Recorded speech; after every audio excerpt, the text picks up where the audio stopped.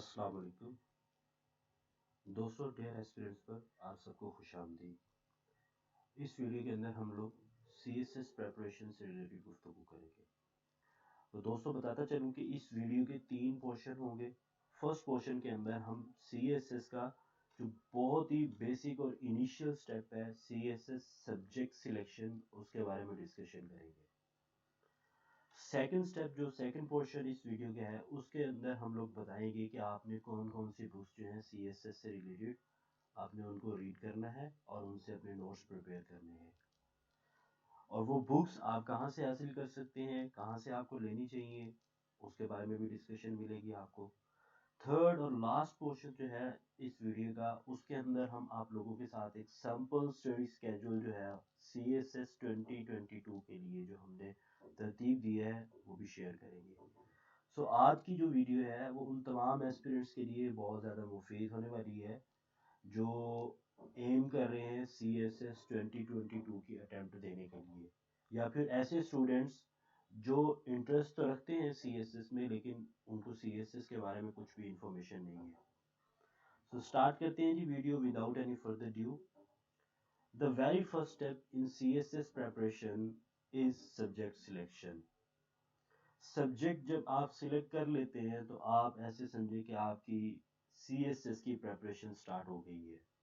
सबसे पहला पॉइंट है वो है गेट दिस सिलेबस फर्स्ट। सबसे पहला काम आपने ये करना है कि आपने CSS का सिलेबस अपने पास जो है उसको हासिल करना है, अपने पास उसको सेव करना है। अब ये CSS का सिलेबस आप कहाँ से ले सकते हैं, तो उसके लिए सिंपल से स्टेप्स हैं। आपने करना ये है, अपनी डिवाइस के अंदर आप गूगल ओपन कर लें। गूगल ओपन करके वहां पर आपने सिंपली ये लिखना है FPSC CSS सिलेबस और इसको सर्च करना है। पहला लिंक जो आपके पास ओपन होगा वो FPSC की ही वेबसाइट ओपन हो जाएगी। उनका सिलेबस यहाँ से आप ले सकते हैं। आपने इस लिंक के ऊपर क्लिक करना है, इसको ओपन कर लेना है। जब उस लिंक के ऊपर आप क्लिक करते हैं तो आपके पास डिफरेंट फर्दर ऑप्शंस जो है वो शो होने लग जाते हैं आपकी स्क्रीन पर। आपने यहाँ पर आना है और इसमें ये जो ऑप्शन है syllabi for competitive examination CSS 2016 and onwards, इस पर आपने आकर क्लिक करना है। इसको ओपन करने की वजह यह है कि 2016 के अंदर CSS का जो सिलेबस था उसको रिवाइज किया गया था। 2016 से पहले सिलेबस CSS का कुछ और था, 2016 में इसको रिवाइज किया गया और अब तक यही चल रहा है। इसलिए हम इस लिंक को ओपन करेंगे। अच्छा जी, जब इस लिंक को हम ओपन करते हैं तो ना सिर्फ ये कि ये CSS का सिलेबस हमारे सामने ओपन हो जाता है, शो हो जाता है, बल्कि ये ऑटोमेटिकली आपकी डिवाइस के अंदर सेव भी हो जाता है, डाउनलोड भी हो जाता है। और दोस्तों एक बात आपको बहुत इंपॉर्टेंट बताने जा रहा हूँ कि आपके पास CSS की तैयारी में सबसे इंपॉर्टेंट चीज़ जो है वो ये है कि आपके पास CSS का सिलेबस हर टाइम मौजूद हो। बेहतर तो ये है कि आपने जो सब्जेक्ट सिलेक्ट कर लिए हैं, फाइनलाइज कर लिए हैं, जो फॉर्मूला आप लोगों के साथ अभी हम शेयर करेंगे उसको अप्लाई करते हुए जो सब्जेक्ट आपने फाइनलाइज कर लिए हैं उनका सिलेबस जो है वो हार्ड फॉर्म में हर टाइम आपके टेबल पर मौजूद हो आपके सामने, ताकि आपको पता हो कि मैंने स्टडी क्या करना है, मेरे पास सिलेबस क्या क्या है, कौन कौन से टॉपिक्स हैं किस सब्जेक्ट के। और अगर ऐसा नहीं करते तो फिर ये है कि एटलीस्ट आपके पास आपकी डिवाइस के अंदर वो सॉफ्ट फॉर्म में मौजूद होना चाहिए। ओके जी, अब यहाँ पर आप जब आ गए तो आपने क्या करना है, आप लेफ्ट साइड पे ये जो विंडो बार ओपन है इसमें आके ये 4th नंबर का जो पेज है आपने इसको ओपन करना है। यहाँ पर सबसे पहले आपके पास क्या आ जाएगा जी, ये आपके पास रिवाइज स्कीम आ गई है CSS कॉम्पिटिटिव एग्जामिनेशन की। सेकंड पॉइंट अपना देखते हैं सब्जेक्ट सिलेक्शन के अंदर कौन सा है।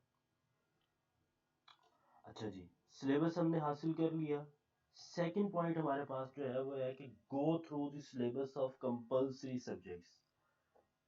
दोस्तों CSS रिटन एग्जामिनेशन के अंदर टोटल 12 सब्जेक्ट्स होते हैं, जिनमें 6 सब्जेक्ट्स ऐसे हैं जो कंपल्सरी सब्जेक्ट्स हैं। सबसे पहला काम हमने अब क्या करना है, जब सिलेबस हमारे पास मौजूद है तो हमने एक दफ़ा चेकआउट करना है कंपल्सरी सब्जेक्ट्स के सिलेबस को। इसको चेकआउट करने के लिए अगेन हम क्या करेंगे, यहाँ पर आ जाएंगे जी। ये कंपल्सरी सब्जेक्ट्स हैं हमारे पास। कंपल्सरी सब्जेक्ट 600 मार्क्स के, जिनमें पहला सब्जेक्ट हमारे पास इंग्लिश एसे का है, second subject is English precis and composition, third subject जो है वो जनरल साइंस एंड एबिलिटी का है, fourth subject is current affairs, fifth one is Pakistan affairs, sixth subject जो है उसमें इस्लामिक स्टडीज है मुस्लिम स्टूडेंट्स के लिए, और जो नॉन मुस्लिम स्टूडेंट्स हैं उनके लिए comparative study of major religions. ये सिक्स सब्जेक्ट्स हैं जी हमारे पास।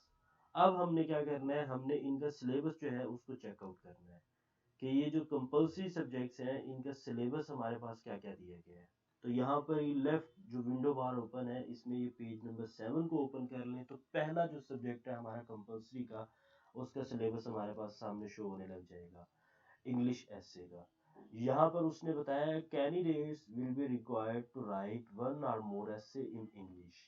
कैंडिडेट्स से एक्सपेक्ट ये किया जा रहा होगा इंग्लिश एसे के पेपर में कि उन्होंने एक से ज्यादा एसे लिखने हैं। दोस्तों होता ऐसा नहीं है कि आपने एक से ज्यादा ऐसे लिखने होते हैं, दरअसल आपने एक ही ऐसे लिखना होता है क्योंकि आपके पास टाइम ही इतना होता है, जो उसकी रिक्वायरमेंट है आप 3 घंटे के अंदर बड़ी मुश्किल से उस रिक्वायरमेंट को पूरा कर सकते हैं। तो जी एक ही ऐसे आपने लिखना होता है। दरअसल होता ये है, a wide choice of topics will be given. हमारे पास 10 टॉपिक्स दिए गए होते हैं वहां पर, उनमें से किसी एक टॉपिक को हमने सिलेक्ट करना होता है और कंप्रिहेंसिवली हमने उस ऐसे को उसके उस टॉपिक पर हमने अपना ऐसे जो है वहां पर लिखना होता है। अच्छा, फर्दर डिटेल अगर हम पढ़ते हैं तो हमें इंग्लिश ऐसे के बारे में मालूम हो जाएगा कि candidates are expected to reflect comprehensive and research based knowledge on a selected topic. अब जो टॉपिक आपने सिलेक्ट कर लिए है उस पर आपका जो नॉलेज होना चाहिए फर्स्ट ऑफ ऑल तो वो कंप्रिहेंसिव होना चाहिए, like you are expected to cover every aspect of that topic। ये नहीं है कि आपने किसी एक एस्पेक्ट को पकड़ा और उसी पर आपने पूरा ऐसे लिख दिया, नहीं, आपने हर एस्पेक्ट को उस पर कवर करना है। ऐसे की टाइप्स होती हैं उसके बारे में भी डिटेल डिस्कशन मिलेगी। अभी सिंपली आपने ये करना है कि आपने ये इंग्लिश ऐसे के बारे में जो डिटेल यहाँ पर दी गई है इसको चेकआउट कर लेना है। फर्दर अगर डिटेल हम पढ़ते हैं, अच्छा रिसर्च बेस्ड का भी उसने वर्ड यूज किया है कि जो हमारा नॉलेज होना चाहिए वो रिसर्च बेस्ड होना चाहिए। अब ये रिसर्च हम कैसे करते हैं इसके बारे में फर्दर डिटेल आगे वीडियो में आप लोगों को मिल जाएगी। Candidates articulation, expression and technical treatment of the style of English essay writing will be examined। English ऐसे के पेपर में एग्जामिनर किस चीज पर आपको किस चीज की बुनियाद पर आपका पेपर है जो है उसको चेकआउट करेगा, एग्जामिन करेगा। उसमें 3 चीजें हैं। कैंडिडेट्स आर्टिकुलेशन, सबसे पहली चीज वो आपकी आर्टिकुलेशन चेकआउट करेगा कि आपकी जो वर्ड्स हैं, जो आप वोकैब यूज कर रहे हैं वहां पर, आपके जो एक्सप्रेशंस हैं सेकंड नंबर पर वो क्या है, लाइक आप उसके अंदर ईडियम्स यूज कर रहे हैं, कुछ जो टेक्निकल जो उसकी ट्रीटमेंट होती है, कुछ फ्रेजेस ऐसी होती हैं जो कॉमन होती हैं, हर आपको रिसर्च पेपर के अंदर मिल सकती हैं, जो आपकी राइटिंग को ब्यूटिफाई करती हैं, वो आप यूज कर रहे हैं या नहीं कर रहे। थर्ड नंबर पर टेक्निकली ट्रीट करना है आपने स्टाइल ऑफ इंग्लिश ऐसे राइटिंग। इंग्लिश ऐसे राइटिंग का दोस्तों एक अपना एक स्पेसिफिक स्टाइल है, उसको आप कैसे टेक्निकली ट्रीट करते हैं, कैसे आप अटेम्प्ट करते हैं, इन 3 चीजों की बुनियाद पर आपके इंग्लिश ऐसे का पेपर जो है उसको एग्जामिन किया जाएगा। आपने यहाँ से आकर इस इंग्लिश ऐसे के पेपर को आपने उसकी जो सिलेबस दिया गया है, जो उसमें डिटेल दी गई है, उसको चेकआउट करना है। अच्छा जी, फर्दर मूव ऑन करें तो यहाँ पर पेज नंबर 8 पर आ जाते हैं। सेकंड पेपर हमारा इंग्लिश प्रेसी एंड कंपोजिशन का है। यहाँ से आपने इसकी कंप्लीट डिटेल चेकआउट करनी है, सिलेबस चेकआउट करना है कि इसके अंदर वो क्या क्या चीज़ें बता रहा है हमें, कौन कौन सी चीज़ें हैं इसके अंदर जो हमारे पास पूछी जाएंगी इंग्लिश प्रेसी के पेपर में। पहले नंबर पर प्रेसी राइटिंग होगी जी, 20 मार्क्स हैं इसके। आपने इसकी डिटेल पढ़ लेनी है कि प्रेसी राइटिंग में किस चीज़ की बुनियाद पर वो हमें एग्जामिन करेगा। रीडिंग कम्प्रीहेंशन, इसी तरह से ग्रामर एंड वोकैब, ठीक है, सेंटेंस करेक्शन हो गया, ठीक है, उसके बाद पेयर्स ऑफ वर्ड्स, ट्रांसलेशन, ये तमाम चीज़ें आपने यहाँ से आकर इसको चेकआउट कर लेनी है। अच्छा जी, फर्दर अगर हम मूव ऑन करें तो थर्ड पेपर हमारा जनरल साइंस एंड एबिलिटी का है। इसमें भी आपने चेक करना है, फर्स्ट पोर्शन जो है हमारा वो पार्ट 1 है, जनरल साइंस से रिलेटेड है। सेकंड पोर्शन अगर आप देखते हैं तो वो हमारा जो है वो जनरल एबिलिटी से रिलेटेड है, जिसमें बेसिकली टोटल मैथमेटिक्स से रिलेटेड आपसे क्वेश्चंस किए जाएंगे। यहाँ से आपने इसकी टोटल डिटेल मालूम कर लेनी है, इसको एक दफ़ा गो थ्रू कर लेना है कि जनरल साइंस के पेपर के अंदर पोर्शन के अंदर वो हमसे क्या पूछ रहा है और जनरल एबिलिटी के पोर्शन के अंदर वो हमसे क्या पूछ रहा है। नेक्स्ट पेपर जो है हमारा वो होगा करंट अफेयर्स का। करंट अफेयर्स के बारे में भी आपने यहाँ से एक दफ़ा इसका सिलेबस गो थ्रू करना है, तो आपको मालूम हो जाएगा कि इसमें 3 पोर्शन है। फर्स्ट जो है पाकिस्तान डोमेस्टिक अफेयर्स, 20 मार्क्स का क्वेश्चन यहाँ से आता है। फिर पाकिस्तान एक्सटर्नल अफेयर्स, 40 मार्क्स इसके हैं। तीसरा पोर्शन जो है वो ग्लोबल इश्यूज से रिलेटेड है, 40 मार्क्स इसके हैं। ये तमाम आपने एक दफ़ा गो थ्रू कर लेने हैं ताकि आपके जहन में हो कि ग्लोबल इश्यूज कौन कौन से हैं जिसको एफपीएससी ने हाईलाइट किया है और जिस पर हमने फोकस करना है। नेक्स्ट पेपर की तरफ चलते हैं। तो नेक्स्ट पेपर जो है हमारा वो पाकिस्तान अफेयर्स का है। इसमें आप आकर इसको चेकआउट करेंगे तो आपको ये पता चल जाएगा कि इसके 2 पोर्शन है। एक पोर्शन जो है वो प्री पार्टीशन हिस्ट्री है, मुसलमान कब आए बड़े सगीर पाक हिंद के अंदर, और फिर वहां से लेकर 1947 तक जो आज़ादी पाकिस्तान को मिलती है और पाकिस्तान मौजे वजूद में आता है तब तक की हिस्ट्री है। उसके बाद 1947 से लेकर ऑनवर्ड्स सेकंड पोर्शन हमारा है जिसको हम पोस्ट पार्टीशन हिस्ट्री कहते हैं। तो ये 2 पोर्शन है इसके पाकिस्तान अफेयर्स के पेपर के। आपने इन दोनों का जो सिलेबस है, जो यहाँ पर टॉपिक्स दिए गए हैं, इनको एक दफ़ा गो थ्रू कर लेना है। अच्छा जी, नेक्स्ट जो हमारा पेपर है दोस्तों वो है इस्लामिक स्टडीज़ का, और ये लास्ट सब्जेक्ट है हमारा कंपल्सरी सब्जेक्ट्स में। इस्लामिक स्टडीज़ के बारे में आपको बता दूं कि यहाँ पर हमारे पास 2 ऑप्शंस होते हैं। हम चाहें तो हम इसको उर्दू के अंदर भी अटेम्प्ट कर सकते हैं। अगर हमारी ख्वाहिश हो कि हम इसको इंग्लिश के अंदर ही अटेम्प्ट करना चाहें, क्योंकि एक स्टेमिना बन चुका होता है, एक रिदम बन चुका होता है कि हम बाकी तमाम जो कंपल्सरी सब्जेक्ट्स के पेपर होते हैं उनको इंग्लिश के अंदर अटेम्प्ट कर चुके होते हैं, वोकैबलरी होती है, ठीक है, इसके अलावा रिदम बन चुका होता है, राइटिंग स्पीड बन चुकी होती है, तो हम ये प्रेफर करते हैं कि हम इंग्लिश के अंदर इसको अटेम्प्ट करें। उर्दू में इसलिए अटेम्प्ट करने की कुछ लोग ख्वाहिश जाहिर करते हैं कि उन लोगों की राइटिंग स्पीड जो होती है उर्दू के अंदर, फर्स्ट ऑफ ऑल तो वो बहुत अच्छी होती है।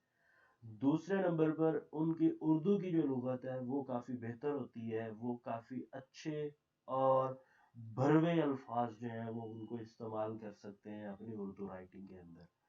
तीसरे नंबर पर वो अल्फाजों को बिखेर बिखेर कर लिखते हैं, उनकी राइटिंग इटसेल्फ बहुत खूबसूरत होती है। तो तब तो ये प्रेफर किया जाता है कि आप इसको उर्दू के अंदर अटेम्प्ट कर सकते हैं ताकि आपने आइडियाज़ जो है उनको आप खुलकर प्रेजेंट कर सकें।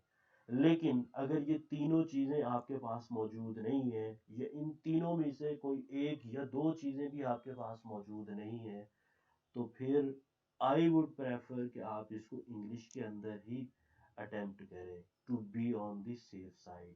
यहाँ से आपने इस्लामिक स्टडीज का जो भी सिलेबस दिया गया है इसको भी चेकआउट कर लेना है। अच्छा जी, नेक्स्ट पॉइंट की तरफ चलते हैं हमारी स्लाइड की। तो दोस्तों जब आपने एक दफ़ा गो थ्रू कर लिया सिलेबस को, नेक्स्ट स्टेप आपका जो है वो है short list the optional subjects. अब जब आपने कंपल्सरी सब्जेक्ट सारे चेकआउट कर लिए, उनका सिलेबस भी चेकआउट कर लिया, तो अब आपने क्या करना है, आपने शॉर्ट लिस्ट करना है ऑप्शनल सब्जेक्ट्स को।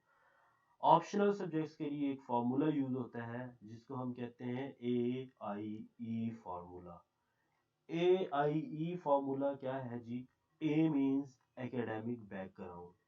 सबसे पहले आपने ये देखना है कि इन सब्जेक्ट्स के अंदर कौन सा ऐसा सब्जेक्ट है जो जिसके अंदर आपका एकेडमिक बैकग्राउंड मौजूद है।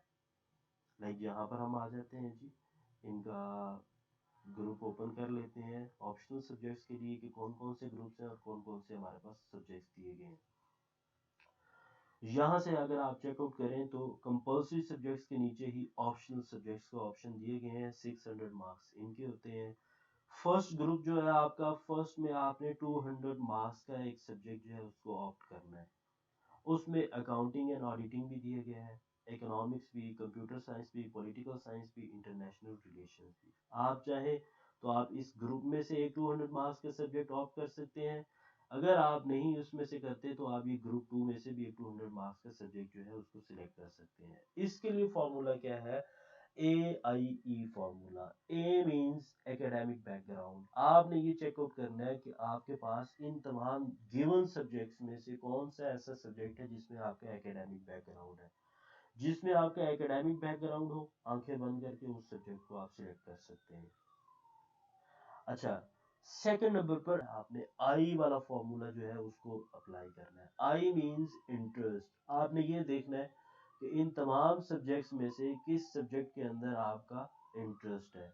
अगर आपका एकेडमिक बैकग्राउंड भी नहीं है, आपके पास इंटरेस्ट भी किसी सब्जेक्ट में आपको शो नहीं हो रहा, तो थर्ड आपका जो लास्ट ऑप्शन है आपके पास वो है ई। ई मींस एक्सपीरियंस।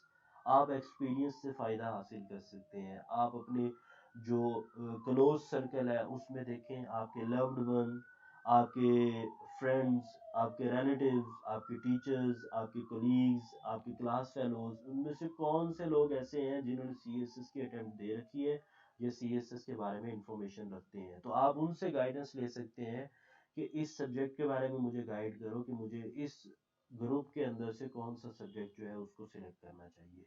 ये फॉर्मूला है।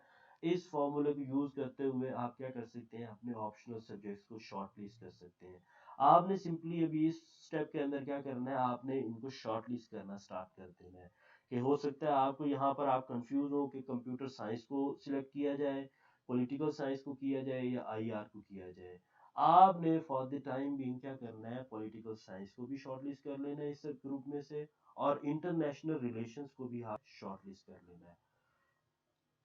अच्छा जी, इसी तरीके से ये नीचे भी ग्रुप्स दिए गए हैं। यहाँ से आपने टोटल 600 मार्क्स के अपने ऑप्शनल सब्जेक्ट्स जो हैं इनको शॉर्ट लिस्ट कर लेना है। किसी में हो सकता है किसी ग्रुप से आपने 2 सब्जेक्ट्स को कर लिया हो, तो अभी फिलहाल आप क्या करें, इनको शॉर्ट लिस्ट कर लें। ओके जी, नेक्स्ट पॉइंट की तरफ चलते हैं। हमारा सीएसएस सब्जेक्ट सिलेक्शन स्ट्रेटजी में लास्ट जो हमारा स्टेप है वो है फाइनलाइज योर ऑप्शनल सब्जेक्ट्स। अब जब आपने शॉर्ट लिस्ट कर लिया तो मोर देन 6 तो हो सकते हैं, क्योंकि आपने अभी शॉर्ट लिस्ट किया और आपके अंदर अभी थोड़ी सी कंफ्यूजन है कि मुझे पॉलिटिकल साइंस के लिए जाना चाहिए और I should go for international relations. तो इस कंफ्यूजन को आप दूर करने के लिए आपने क्या किया, अपने जो क्लोज सर्कल है उसके अंदर आपने लोगों से गुफ्तगू की, उनसे मशवरा किया, तो आपको पता चला कि आपने कौन सा सब्जेक्ट रखना है। तो फाइनली आपने क्या किया, आपने इन तमाम सब्जेक्ट्स को जो फाइनलाइज करना था ऑप्शनल सब्जेक्ट्स में से आपने उनको फाइनलाइज कर लिया। ये आपका पहला पोर्शन है सीएसएस सब्जेक्ट सिलेक्शन के लिए। सेकंड पोर्शन की तरफ चलते हैं, which books to study from, कि आखिर कौन कौन सी बुक्स हैं जहां से हमने स्टडी करनी है। बहुत इंपॉर्टेंट क्वेश्चन है। जो इनिशियल अभी स्टेप्स पर होते हैं स्टूडेंट्स, वो इस चीज़ के बारे में काफ़ी कंफ्यूज होते हैं कि हमने बुक्स कहाँ से लेनी है, कौन सी बुक्स लेनी है, कहाँ से पढ़ना है, कितना पढ़ना है। तो उसके बारे में टोटल गाइडेंस इसके अंदर मौजूद है। पहला स्टेप आपने क्या करना है, आपने सबसे पहली चीज जो देखनी है, आपने एफपीएससी रिकमेंडेड रीडिंग्स को देखना है, प्रेफर करना है। एफपीएससी के रिकमेंडेड रीडिंग से क्या मुराद है, हम अगेन अपना जो लिंक हमने सीएसएस का सिलेबस वाला ओपन किया हुआ है उसकी तरफ आएंगे, तो यहाँ पर आप चेकआउट करें, ये CSS English precis and composition का पेपर है। इसके एंड पर अगर आप देखें सिलेबस के बाद, तो सजेस्टेड रीडिंग्स की एक हेडिंग दी गई है और उसके नीचे चंद बुक्स के नाम भी दिए गए हैं, जिसमें सबसे पहले नंबर पर English grammar in use, practical English usages और इसी तरह से दीगर किताबों के भी नाम दिए गए हैं। अब आप प्रेफर करेंगे कि आप इनमें से किसी बुक को आप ऑप्ट करें, आप उसको परचेज करें और उसमें से आप तैयारी करें। सेकेंडली क्या है कि इसके अंदर और भी काफ़ी बुक्स हैं जिनसे आप हेल्प आउट ले सकते हैं। अगेन उसके लिए हेल्प आपको कहाँ से मिलेगी, आपको अपने क्लोज जो सर्कल है उसमें से, आपको अपने दोस्तों से, या आपको अपने टीचर्स से, या आपको अपने रिलेटिव्स में से किसी से मिलेगी, या फिर आप इस चैनल पर आए हैं तो आपको यहाँ से कंप्लीट इंफॉर्मेशन मिलेगी अगर आप इस चैनल को सब्सक्राइब कर लेते हैं, ताकि तमाम आने वाली वीडियोस जिनके अंदर हम डिटेल डिस्कशन करेंगे इन तमाम चीज़ों के ऊपर कि हर एक सब्जेक्ट के लिए कौन कौन सी बुक अच्छी है और कौन कौन सी चीज़ें अच्छी हैं। यानी सिलेबस हमने उसका ले लिया, अब उसके लिए जो बुक्स हमने हासिल करनी है या परचेज करनी है वो कहाँ से लेनी है और कौन सी बुक्स हैं जो हम ऑनलाइन ले सकते हैं और बुक्स की सिलेक्शन हमने कैसे करनी है, इसके बारे में भी टोटल आपको डिस्कशन मिलेगी इस चैनल पर। तो अगर आपने अभी तक इस चैनल को सब्सक्राइब नहीं किया तो इस चैनल को फौरन आप सब्सक्राइब कर लें। अच्छा जी, यहाँ से आप चेकआउट करते हैं तो आपको तमाम सब्जेक्ट से रिलेटेड जो सब्जेक्ट आपने ऑप्ट किए हैं उससे रिलेटेड आपको रिकमेंडेड रीडिंग्स मिल जाती हैं। सबसे पहले आपने इनमें से बुक्स जो है इनको चेकआउट कर लेना है कि हमारे पास कौन कौन सी बुक्स यहाँ पर एफपीएससी ने रिकमेंड की हैं कि आप ये बुक्स पढ़ें, और इनमें से आपने क्या करना है जी, अपनी तैयारी करनी है सीएसएस की।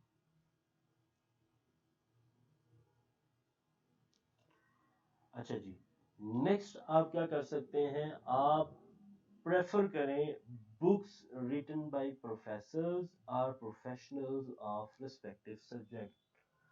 आपने ये चेकआउट करना है कि ये जो बुक मैं परचेज करने जा रहा हूँ ये किस बंदे ने लिखी है, उसके बारे में थोड़ी इन्फॉर्मेशन आप नेट से सर्च आउट कर सकते हैं कि क्या वो इस सब्जेक्ट का प्रोफेसर है, किस यूनिवर्सिटी में पढ़ाता है, किस अदारे में वो टीचिंग करता है, या फिर ये है कि वो इस सब्जेक्ट का प्रोफेशनल है। ये ना हो ना कि कोई सादा सा बंदा हो, उसने अपना जो है क्रेजी की हो, कुछ थोड़ा बहुत वर्क उसने किया हो और आप उसकी किताब को लेके आ जाएं, उसने शॉर्ट उसके अंदर टेक्निक्स दी हो और आप उन शॉर्ट टेक्निक्स को अपनाते हुए आपके कि सीएसएस की तैयारी हो जाएगी, तो गाइड्स वगैरह आपने नहीं लेनी है। आपने बुक्स प्रेफर करनी है जो प्रोफेसर्स ने लिखी हो या फिर प्रोफेशनल्स ने लिखी हो। थर्ड स्टेप हमारा जो इसके अंदर है वो है जी, follow international newspapers and magazines. हमने ना सिर्फ ये कि नेशनल न्यूज़पेपर्स को चेकआउट करना है और नेशनल मैगजीन्स को देखना है, हमने इंटरनेशनल न्यूज़पेपर्स को भी देखना है और इंटरनेशनल मैगजीन्स को भी देखना है। अगेन इस पॉइंट पर मैं अगेन आपको ये बता दूं कि ये नेक्स्ट इसके ऊपर इंडिविजुअल सब्जेक्ट्स के ऊपर वीडियोस मैं इंशाल्लाह तैयार कर रहा हूँ। उसके अंदर आपको बताया जाएगा कि हमने ये जो इंटरनेशनल मैगजीन्स हैं या न्यूज़पेपर्स हैं इनको कहाँ से लेना है, कहाँ से इनकी रीडिंग हम कर सकते हैं, और हमने इनकी कौन सी रीडिंग करनी है, कितनी रीडिंग करनी है, और उसके लिए हमारा टाइम कितना होना चाहिए, और कैसे तरतीब में हमने इनकी स्टेप बाय स्टेप रीडिंग करनी है। स्पेशली न्यूज़पेपर्स जो है वो चाहे नेशनल हो चाहे इंटरनेशनल हो, हमने उनकी रीडिंग कैसे करनी है, इसके ऊपर एक डिटेल आपके पास लेक्चर मिलेगा आपको इसी चैनल के ऊपर, अगर आप इस चैनल को सब्सक्राइब करते हैं। नेक्स्ट सब्जेक्ट, नेक्स्ट जो हमारे पास है जी पॉइंट इसके अंदर वो है keep an I on research articles. Research articles जो डिफरेंट जर्नल्स के अंदर पब्लिश होते हैं हमने उनको भी देखते रहना है, क्योंकि समटाइम्स ऐसे होता है जर्नल्स के अंदर से ही पूरे का पूरा क्वेश्चन सीएसएस के अंदर उठा कर दे देते हैं। जो एक जर्नल के अंदर एक टॉपिक एक रिसर्च आर्टिकल दिया गया होता है, उसी रिसर्च आर्टिकल से रिलेटेड वो पूरे का पूरा क्वेश्चन सीएसएस के पेपर में आपको, स्पेशली आपको करंट अफेयर्स के पेपर में ऐसे क्वेश्चंस मिल जाते हैं। लास्टली यूट्यूब से भी आप लोग हेल्प ले सकते हैं। यूट्यूब पर डिफरेंट चैनल मौजूद हैं डिफरेंट सब्जेक्ट्स के, उनके बारे में भी आपको इंशाल्लाह नेक्स्ट लेक्चर के अंदर डिटेल में मालूम हो जाएगा हर एक सब्जेक्ट के बारे में कि किस सब्जेक्ट से रिलेटेड कौन सा यूट्यूब का चैनल अच्छा है और कहां से आप अपनी हेल्प ले सकते हैं सीएसएस की प्रिपरेशन के लिए। ये था हमारा सेकंड पोर्शन। इस पर डिटेल जो लेक्चर है वो हर एक सब्जेक्ट का इंडिविजुअली उसको तैयार करके आप लोगों के साथ बहुत जल्द शेयर किया जाएगा।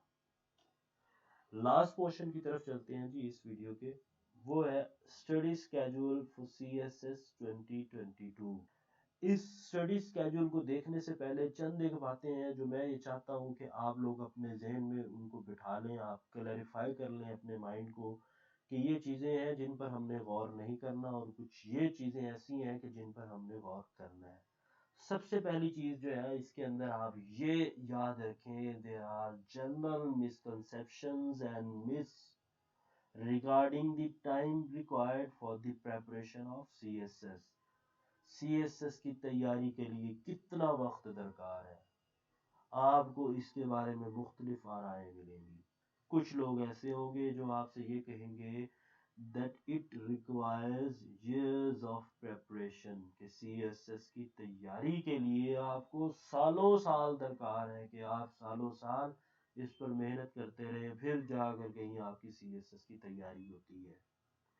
और कुछ लोग ऑन दी अदर हैंड ऐसे भी हैं जो ये क्लेम करते हैं like they prepared in mayor 2 months, कि जिन्होंने 2 महीने के अंदर तैयारी कर ली। ये तो मैं आपको बता दूं ऐसे लोग हैं ना कि जो ये भी क्लेम कर सकते हैं कि मतलब ये जा रहे थे, इन्होंने देखा कि सीएसएस एग्जामिनेशन हॉल, उसमें स्टूडेंट्स जा रहे हैं धड़ाधड़, इनको पता चला जी ये तो सीएसएस के एग्जाम्स हो रहे हैं, और वो लोग सीएसएस के पेपर देने चले गए और उन्होंने क्लियर कर लिए।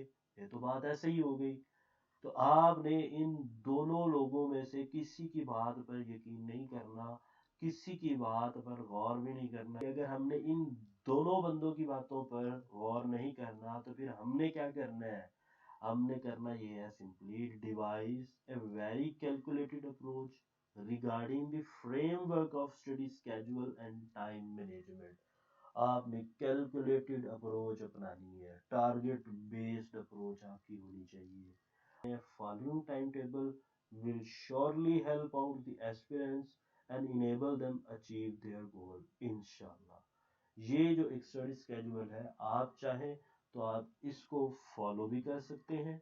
अगर आपका माइंड इस पर सेटिस्फाई नहीं होता तो कोई बंदिश नहीं है आपके ऊपर कि आपने इसी को लाजमन फॉलो करना है। आप इस टाइम टेबल को सामने रखें और अपनी आसानी के मुताबिक अपना टाइम टेबल जो है उसको तरतीब दे सकते हैं।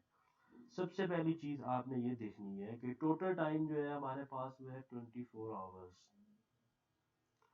अपनी जो स्लीप है, जो नींद है, उसको मुख्तस कर दें, उसको आप लिमिट कर दें कि मैंने सिर्फ 6 घंटे की नींद करनी है।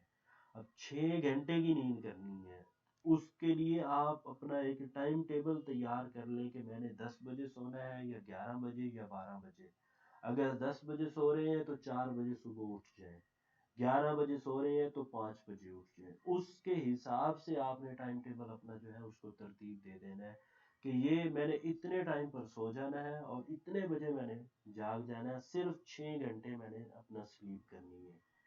अच्छा, जब आप उठते हैं तो आप में से कई लोग ऐसे होंगे कि मतलब जो कहते हैं कि यार उठने के फौरन बाद ऐसे नहीं होता कि माइंड इतना फ्रेश हो गया हो कि हम उठे और उठते साथ ही हम बैठ जाएं, पढ़ने लग जाएं।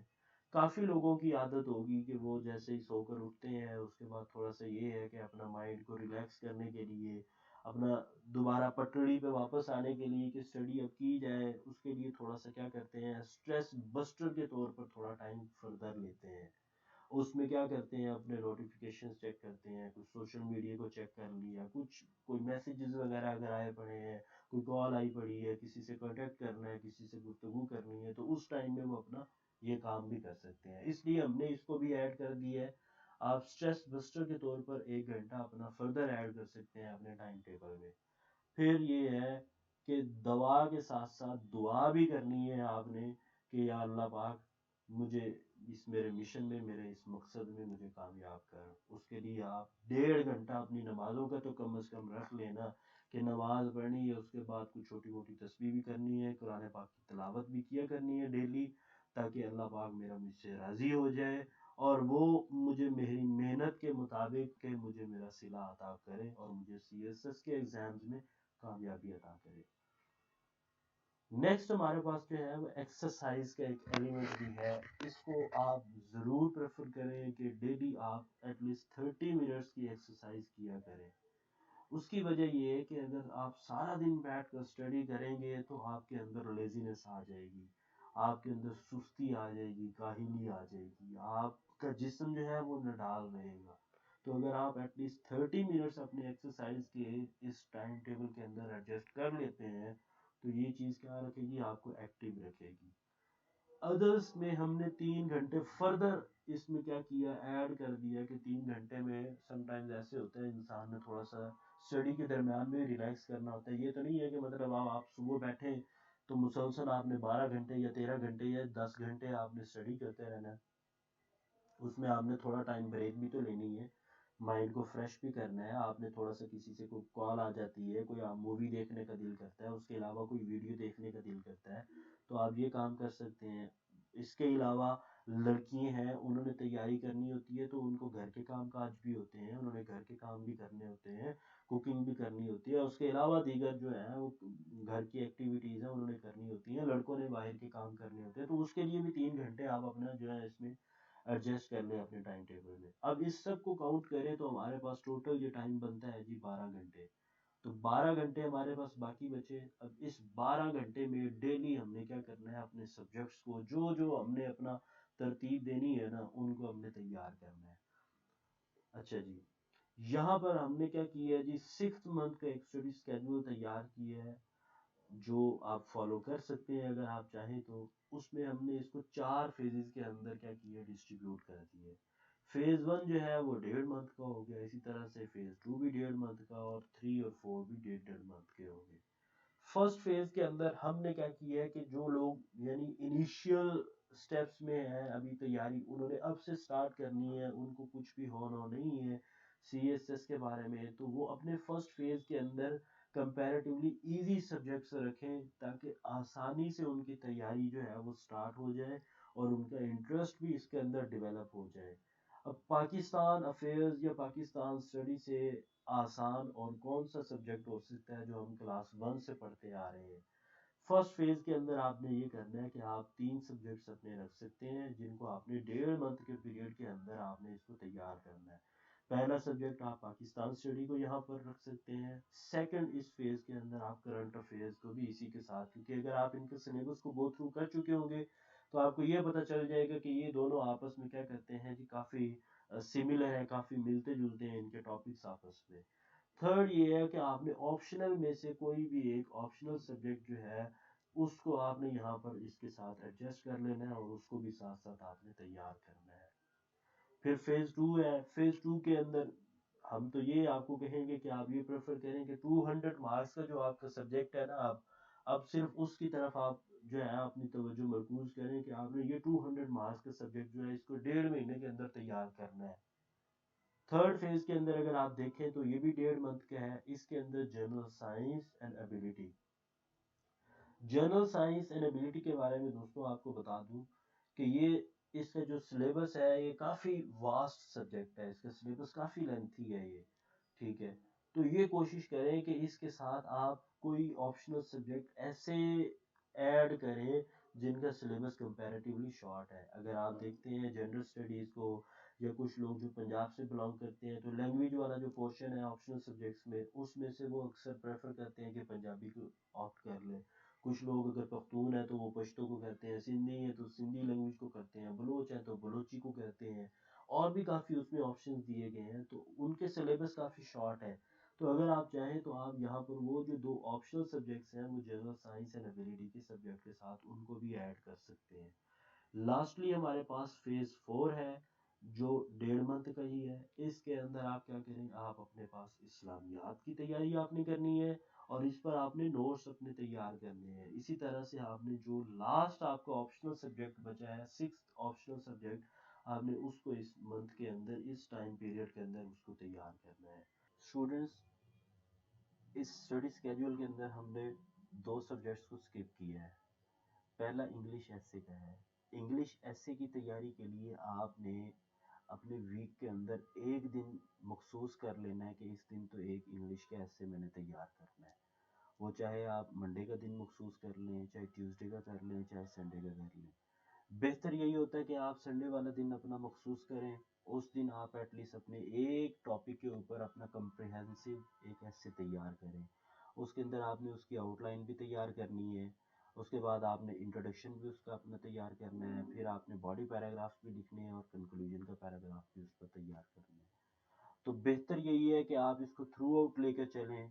एक दिन वीक में आपने अपना एक ऐसे एक टॉपिक के ऊपर तैयार करना है। सेकंड नंबर पर हमारा दूसरा जो सब्जेक्ट है वो इंग्लिश प्रेसी एंड कंपोजिशन का है। इंग्लिश प्रेसी एंड कंपोजिशन की तैयारी भी आपने थ्रू आउट लेकर चलनी है। उसमें आप इसी तरीके से उसको लेकर चल सकते हैं कि हर दिन थोड़ा थोड़ा उसका काम करें। कभी आप उसमें कभी इंटरनेम्स तैयार कर लें, कभी सिनोनिम्स तैयार कर लें, किसी दिन आप मखसूस कर लें तो उसमें आपने उसकी वैकैब तैयार कर लेनी है, कभी आप उसमें ईडियम्स तैयार कर लें, थोड़ा सा किसी दिन आप उसमें पेयर्स ऑफ वर्ड्स को देख लें, उनकी एक लिस्ट तैयार कर लें, उनको तैयार कर लें। फिर कभी आप प्रेसी राइटिंग करें, साथ साथ आप उसके जो रीडिंग का कम्प्रीहेंशन का जो पैराग्राफ आते हैं उसको आप देख लें, ट्रांसलेशन जो उसमें दी गई है उसको आप देख लें। तो इन दोनों सब्जेक्ट्स की तैयारी आपने पूरे इस टाइम पीरियड के दरमियान में आपने लेकर चलनी है। ये नहीं है कि इनको कोई छोड़ देना है या इनको इग्नोर करना है, इन पर फोकस नहीं करना। मोस्टली जो स्टूडेंट्स फेल होते हैं वो इंग्लिश ऐसे के पेपर में फेल होते हैं। वो इसीलिए फेल होते हैं कि वो इसको बहुत इजी लेते हैं और इस पर इतना फोकस नहीं करते, इसकी तैयारी ज़्यादा अच्छे अंदाज में नहीं करते।